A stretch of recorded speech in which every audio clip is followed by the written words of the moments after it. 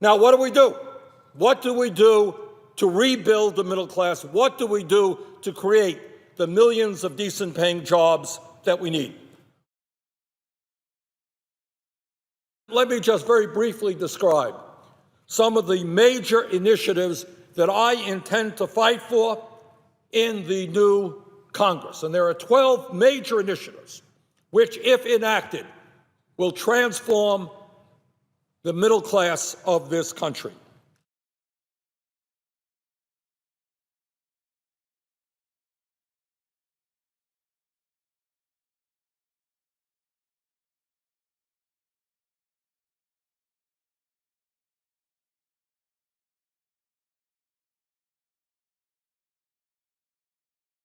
Number one, we need a major investment to rebuild our crumbling infrastructure, our roads, bridges, water systems, wastewater plants, airports, railroads, schools, etc.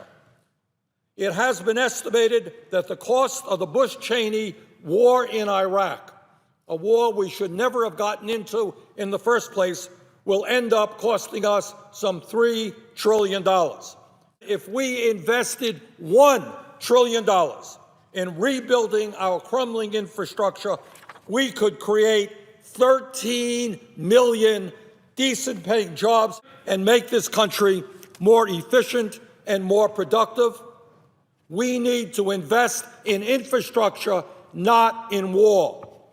Everybody in America understands that our infrastructure is collapsing. No great secret. According to the American Society of Civil Engineers, nearly 1/4 of the nation's 600,000 bridges are structurally deficient or functionally obsolete, and more than 30% have exceeded their design life. What that means is that all over this country, bridges are being shut down because they're dangerous, and they need repair. Almost 1/3 of America's roads are in poor or mediocre condition, and 42% of major urban highways are congested. As we speak, in cities all over America, people are backed up in traffic jams, burning fuel, wasting time, because we don't have a proper infrastructure. The American Society of Civil Engineers says we must invest $1.7 trillion by 2020, 5 years, just to get our nation's roads, bridges, and transit to a state of good repair. So what happens when we invest in infrastructure? What happens when you do that? Well, I'll tell you what happens. $1 trillion in infrastructure investment not only makes our country more productive and efficient, but it also creates a substantial number of decent-paying jobs. A $1 trillion investment would maintain and create 13 million decent-paying jobs. The fastest way to create good-paying jobs is to rebuild our crumbling infrastructure, and in my view, that should be a very, very high priority for this Congress. 2, the United States must lead the world in reversing climate change and making certain that this planet is habitable for our children and grandchildren. We must transform our energy system away from fossil fuels and into energy efficiency and sustainable energies. And when we do that, make our transportation system energy efficient, make our homes more energy efficient, move to wind, solar, geothermal, biomass, we can also create a significant number of good-paying jobs. When they look back on this period and they look at an issue like the Keystone Pipeline, what they will be saying is, what were you people thinking about? How could you go forward in terms of increasing the exploration and production of some of the dirtiest oil on this planet when virtually all of the scientists were telling us that we have to substantially reduce carbon emissions? Reduce carbon emissions, not increase carbon emissions. So in my view, an important mission of this Congress is to listen to science, listen to the scientific community. And they are telling us loudly and clearly, Climate change is real. Climate change is caused by human activity. Climate change is already causing devastating problems in America and around the world in terms of drought, in terms of flooding, in terms of extreme weather disturbances, and we have got to transform our energy system away from fossil fuel into energy efficiency, into weatherization, into wind, into solar, into geothermal, and into other sustainable energies. And by the way, when we do that, we not only lead the world in reversing climate change, but we also create a significant number of jobs. 3, we need to develop new economic models to increase job creation and productivity. Instead of giving huge tax breaks to corporations which ship our jobs to China and other low-wage countries, we need to provide assistance to workers who want to purchase their own businesses by establishing worker-owned cooperatives. Study after study shows that when workers have an ownership stake in the businesses in which they work, productivity goes up, absenteeism goes down, and employees are much more satisfied with their jobs. 4, union workers who are able to collectively bargain for higher wages and benefits earn substantially more than non-union workers. Today, corporate opposition to union organizing makes it extremely difficult for workers to join a union. We need legislation which makes it clear that when a majority of workers sign cards in support of a union, they can form that union. I want to say a few words about family values. Family values is an expression that has been used for many years by my Republican colleagues. Let me take the opportunity to briefly give a somewhat different perspective on family values, on real family values, on the values that really matter to millions of families in this country. When a mother gives birth to a baby and is unable to spend time with that newborn child during the first weeks and months of that baby's life because she does not have the money to stay home and is forced to go back to work, which is the case for millions of mothers in this country, that is not a family value. Separating a mother from a newborn baby for economic reasons is not a family value. In fact, that is an attack on everything that a family is supposed to stand for. When a wife is diagnosed with cancer and her husband cannot get time off of work to take care of her because he does not have any family or medical leave time or any sick leave time, that is not a family value. That is an attack on everything that a family is supposed to stand for. When a husband, wife, and kids during the course of an entire year are unable to spend any time on a vacation, when they can't get together in leisure activity, when they can't relax and spend quality time with each other, that is not a family value.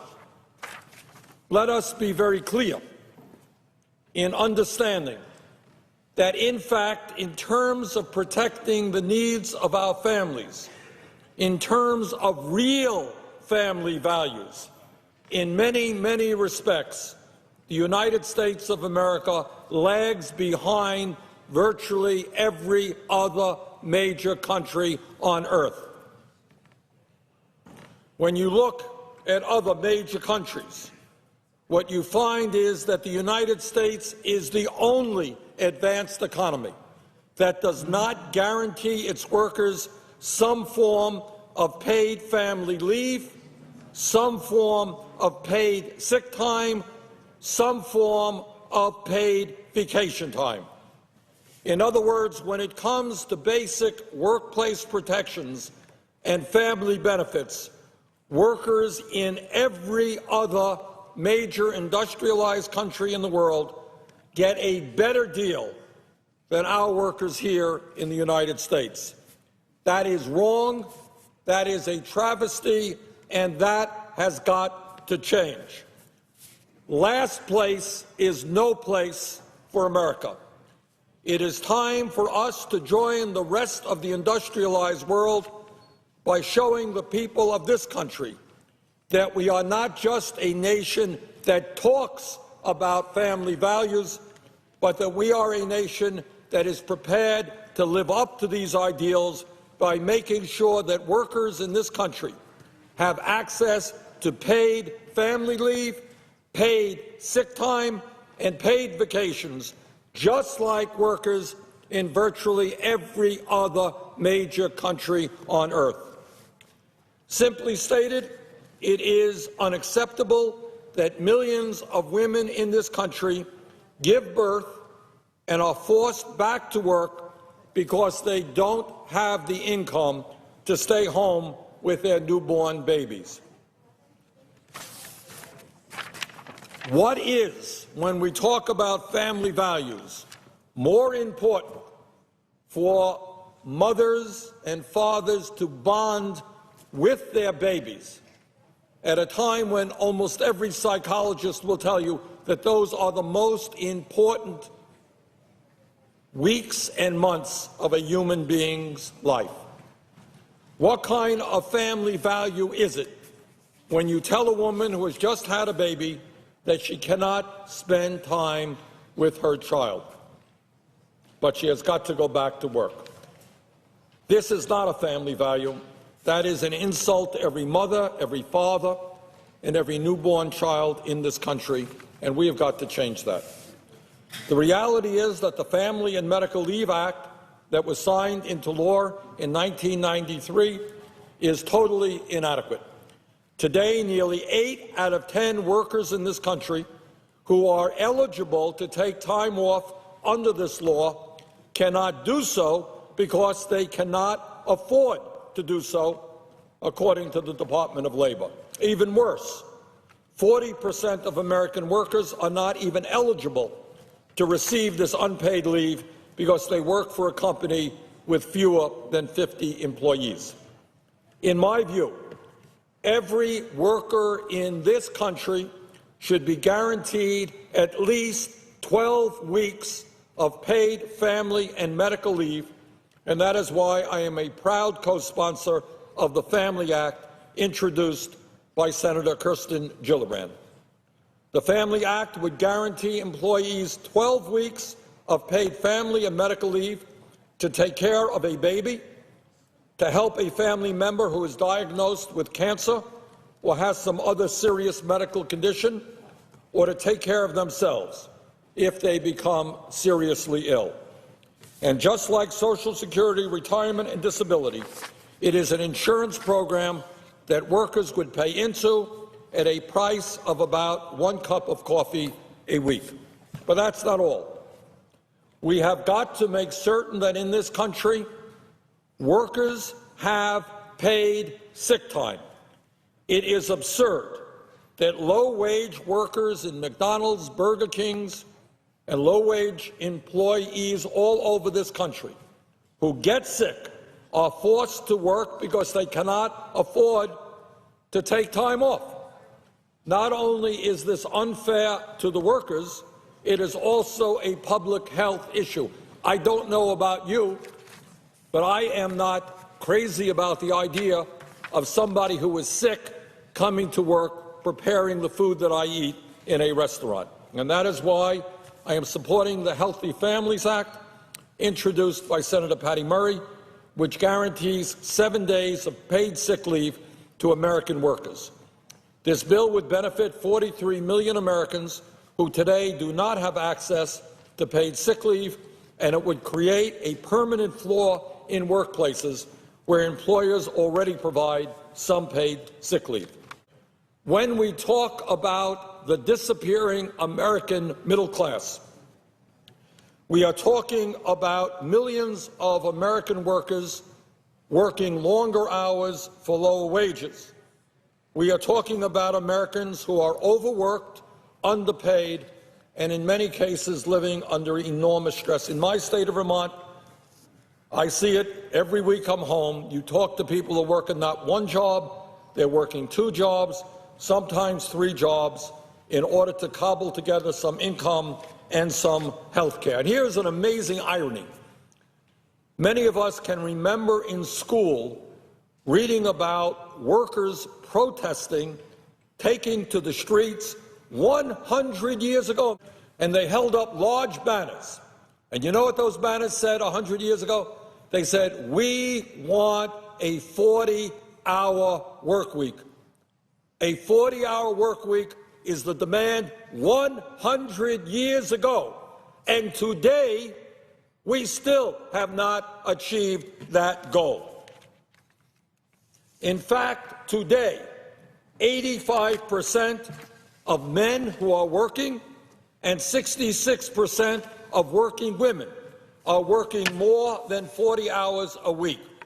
In fact, in America today, not widely known but true, our people are working the longest hours of any major country on earth. Because as real wages go down, people have got to work 50 hours, they've got to work 60 hours. Husbands are working here, wives are working there, all together to cobble together some income in order to provide for the family. Today, Americans are working 137 hours a year more than workers in Japan, and the Japanese are very hard workers. We are working 260 hours more than the British, and almost 500 hours a year more than French workers.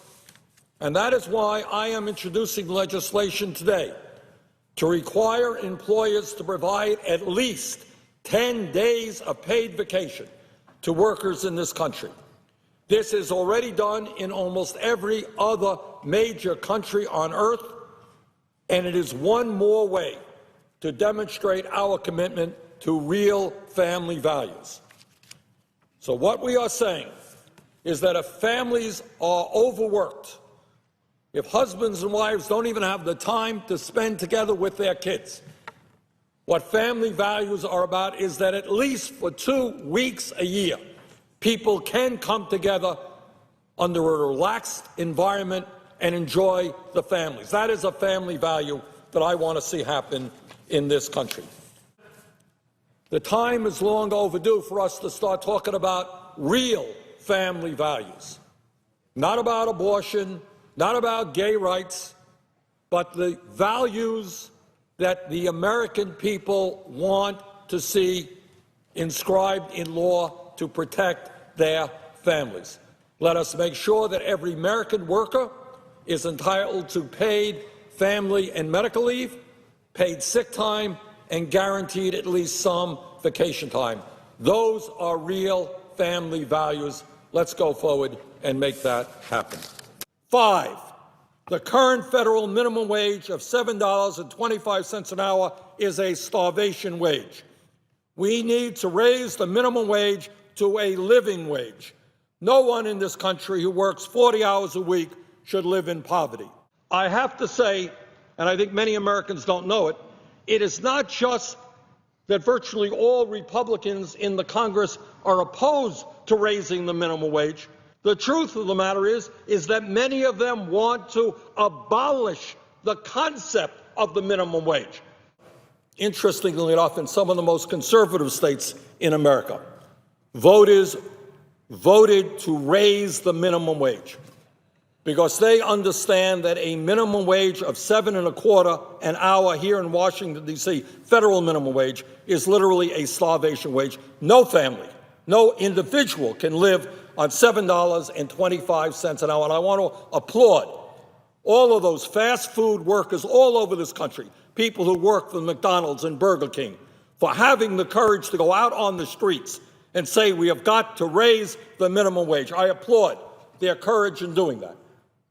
And I applaud all of the states, the many states around this country, including the state of Vermont, that have raised the minimum wage. In my view, if you work 40 hours a week, you should not be living in poverty. And I would hope that one of the major priorities in this Congress is to raise the minimum wage to a living wage. And I would, over a period of years, raise that minimum wage to $15 an hour. 6, women workers today earn 78% of what their male counterparts make. We need pay equity in this country, equal pay for equal work. In America today, women who do the same work as men earn 78 cents on the dollar compared to male workers. And I think we have got to address this discrimination, and we need to move forward with pay equity for women workers. 7, when we talk about the decline of the American middle class and the fact that millions of workers are working longer hours for low wages, when we talk about the fact that in the last 14 or so years, this country has lost 60,000 factories and millions of good-paying manufacturing jobs, when we put that issue on the table, we begin the discussion, which is long, long overdue, about our trade policies. That's what we have to talk about.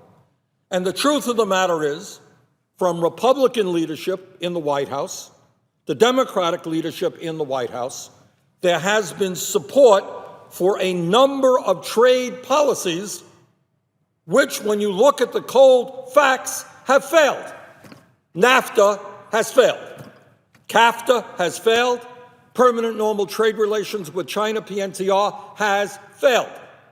And over the years, last 30 years, you had Republican presidents, Democratic presidents, continuing to push unfettered free trade agreements, which say to an American worker, guess what? You're now going to be competing against somebody in China who makes $1.50 an hour.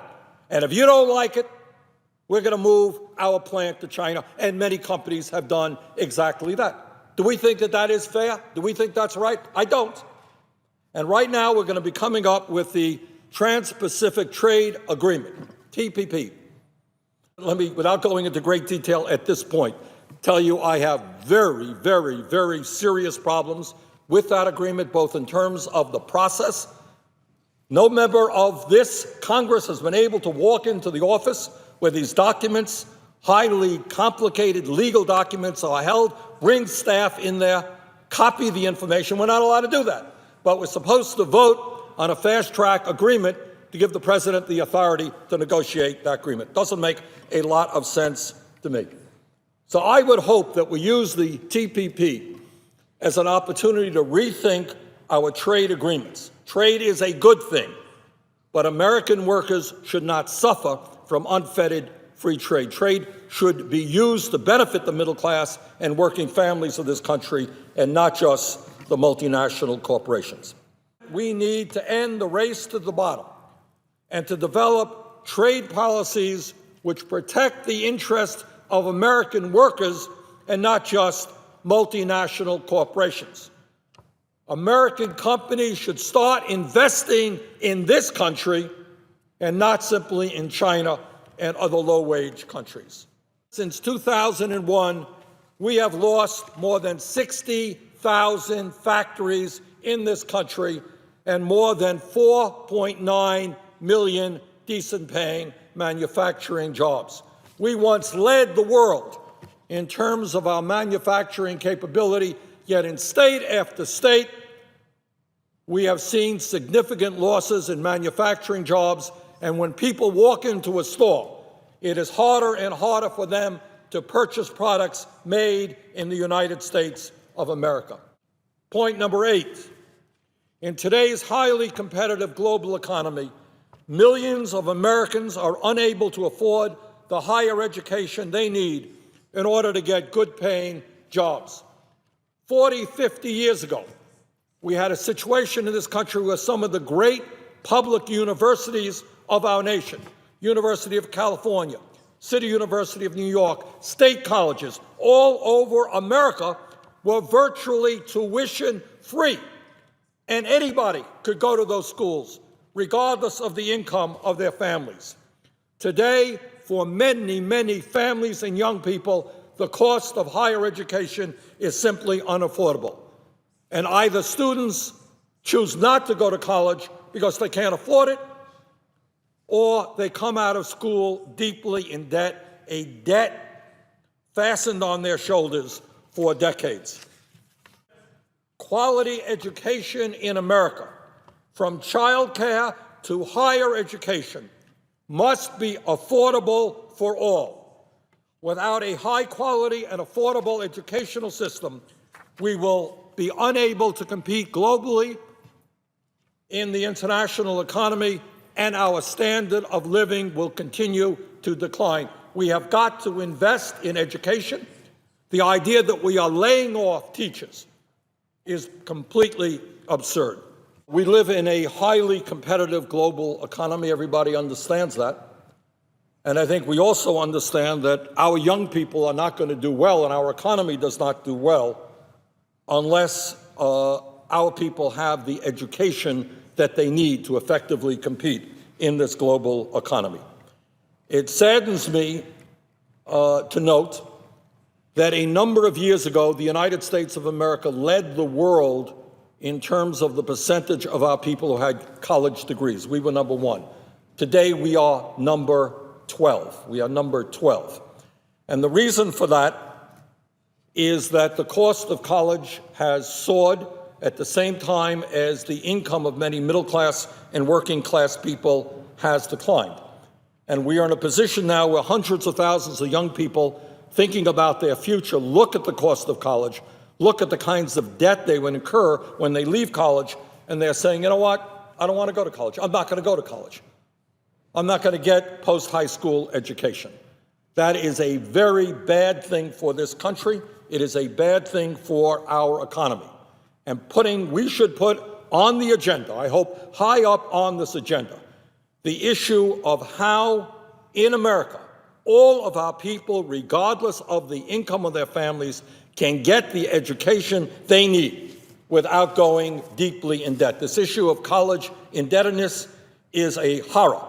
I remember a few months ago talking to a young woman in Burlington, Vermont, who left medical school $300,000 in debt. Her crime was that she wanted to become a doctor and work with low-income people. Well, she shouldn't be punished for that with a debt of $300,000. And other people are graduating college, $50,000 in debt, graduate school. We have attorneys in my office who have a debt of over $100,000. We can do better than that as a nation. Point number 9, the function of banking, the banking system, is to facilitate the flow of capital into the productive and job-creating economy. That's what banking is supposed to be. People save, people put money in banks, that money goes out into the economy so the people can buy homes, create businesses. Financial institutions cannot be an island unto themselves, standing as huge profit centers outside of the real productive economy.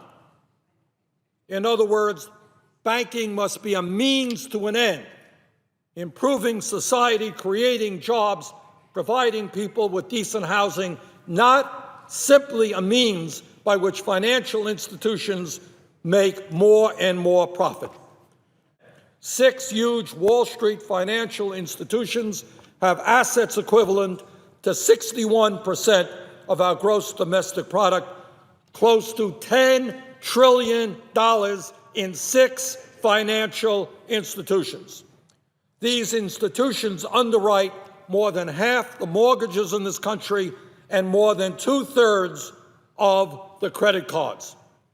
The greed, recklessness, and illegal behavior of major Wall Street firms plunged this country into the worst financial crisis since the 1930s.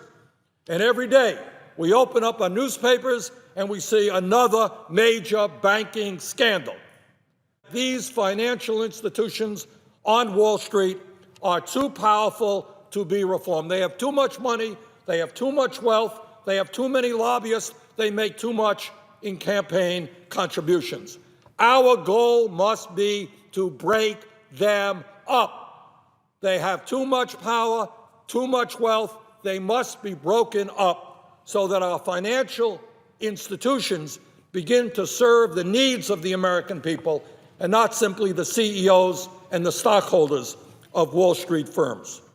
Number 10, the United States must join the rest of the industrialized world and recognize that health care is a right of all and not a privilege. I think many Americans don't know that we are the only major country on earth that does not guarantee health care to all people as a right. And yet, within this dysfunctional health care system, we today have 40 million people who have no health insurance. We have more people who are underinsured.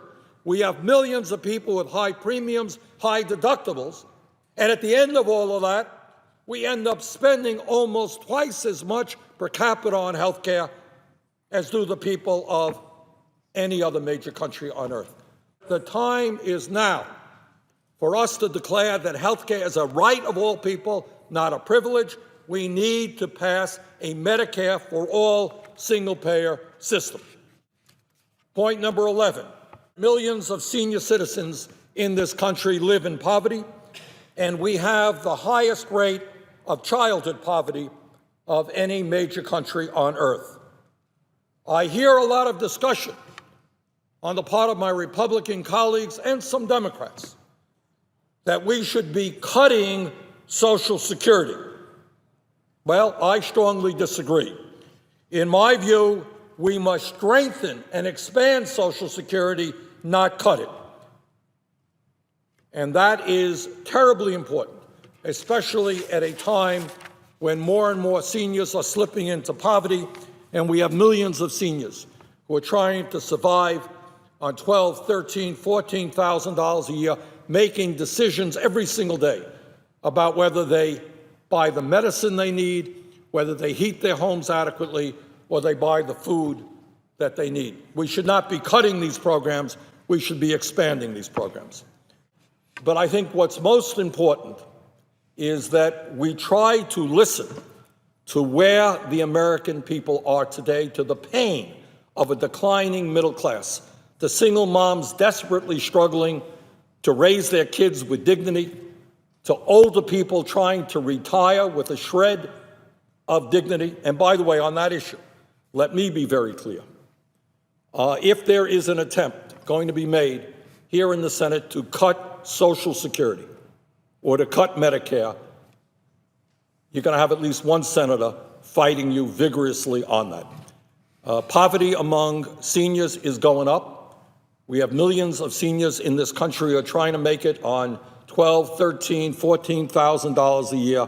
And the last thing in the world we should be talking about is cutting Social Security. In fact, we should be talking about expanding Social Security. The 12th and last point that I would make, as part of an agenda that rebuilds America and rebuilds our middle class, is that at a time of massive wealth and income inequality, we need a progressive tax system in this country which is based on ability to pay. It is not acceptable that every single year we have major profitable corporations who pay nothing in federal income taxes. And it is not acceptable that we have corporate CEOs in this country who make millions of dollars every year, who enjoy an effective tax rate which is lower than their secretaries. That is grotesquely unfair, and it must be changed. Further, we have got to address the disgrace that every single year our country loses over $100 billion in revenue because corporations and the wealthy stash their money in offshore tax havens all over the world. The time is long overdue for real tax reform, which says to the wealthy, which says to large profitable corporations that they have got to begin paying their fair share of taxes. The struggle that we are engaged in now is stopping the billionaire class from cutting Social Security, from cutting Medicare, from cutting Medicaid, and for preventing us from creating the millions of jobs that our economy desperately needs. But at the end of the day, what we are really talking about is whether or not this nation is going to become an oligarchic form of society. And what that means, what an oligarchic form of society is about, and it has existed in many countries throughout the world, historically many countries in Latin America, although that has recently changed, is you have a nation in which both the economics and politics of the nation are controlled by a handful of billionaire families, very, very wealthy. And it doesn't matter what party is in power, because the real power, economically and politically, rests with a billionaire class. It seems to me very clearly that unless we act boldly to reverse that trend, we are seeing this country moving in exactly that direction. And one of the reasons for that is that as a result of the disastrous Citizens United Supreme Court ruling, which regards corporations as people and allows the super wealthy to spend as much as they want on elections, the billionaire party, which is obviously aligned with the Republicans, is now, in fact, the major political force in this country. It's not the Republican Party per se. It is not the Democratic Party per se. It is the billionaire party led by people like the Koch brothers and Sheldon Adelson. And they are the dominant political force in this country because they can spend unbelievable sums of money on elections. They can spend as much money as they need setting up think tanks and all kinds of organizations which will support their extreme right-wing point of view. In the last election for president, Barack Obama's campaign spent, I believe, a little bit over $1 billion. Mitt Romney, somewhere around it, maybe a little bit less. Spent about $1 billion. Koch brothers' wealth increased by $12 billion in 1 year. Is there any reason to doubt that in the future, this one family will be able to spend more money on a campaign than the presidential candidates themselves, receiving donations from hundreds of thousands of people? And that is where we are today. Where we are today is the very foundations of American democracy are being threatened by a handful of incredibly wealthy people who are saying, you know what, $80 billion is not enough for me. Yeah, I made $12 billion more last year. Not enough for me. I have to have more, and I'm going to get more tax cuts for myself. And in order to do that, we may have to cut Social Security. We may have to cut Medicare. We may have to cut Medicaid. We may have to cut education for middle-class families. But it is not only economics. Many of these billionaires are involved, as the Koch brothers are, in energy, in oil.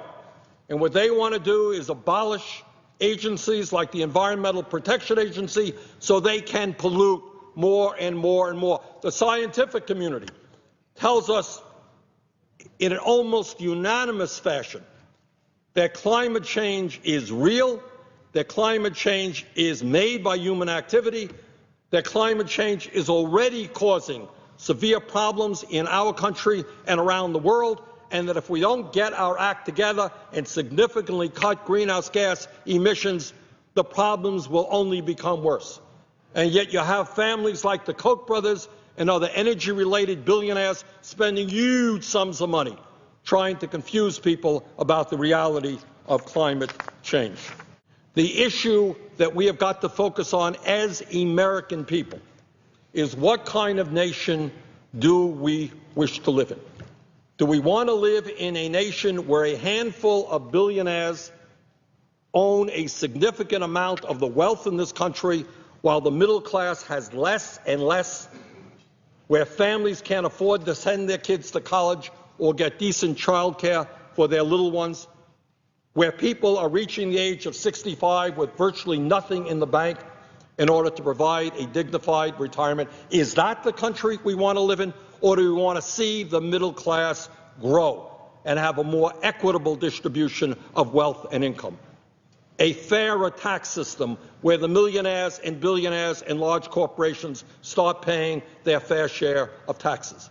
And then from a political point of view, which is equally important, do we want to have a nation in which the concept is one person, one vote, that we're all equal, that you have as much say about what happens in government as anybody else?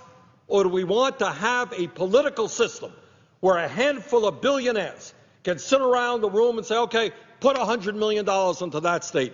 Let's put $50 million into that state, where a handful of billionaires will determine who gets elected president, who gets elected senator, who gets elected governor, and have members of Congress go crawling up to these billionaires. What do you need, Mr. Billionaire? How do I get the hundreds of millions of dollars you can give me?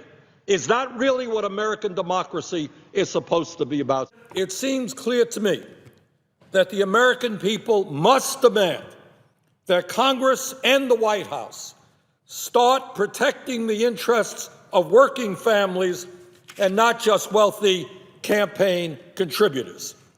We need federal legislation to put millions of our unemployed workers back to work, to raise wages, and make certain that all Americans have the health care and education they need for healthy and productive lives. In other words, we must have a vision for the future which talks about what this nation can become. We are in a pivotal moment in American history. The very, very rich are becoming richer. The middle class is disappearing. And today we have more people living in poverty than in almost any time in American history. And with the wealth of the billionaire class, they are exercising their power politically because Citizens United, a disastrous Supreme Court decision, has given them the power to buy elections and control, to a significant degree, our political process. And we as a nation have ultimately got to make a decision about whether or not we are going to continue that process, where the middle class continues to decline and the very, very richest people become richer, or whether we are prepared, and this is not easy stuff, to stand together to take on the billionaire class and their greed and to say enough is enough. This country does not just belong to the top 1% or the top 1/10 of 1%, but it belongs to all of us. And I hope very much that the American people make the right choice, because if they do, we can bring about a transformation of this country so the government begins to work for all of the people and not just the billionaires on top.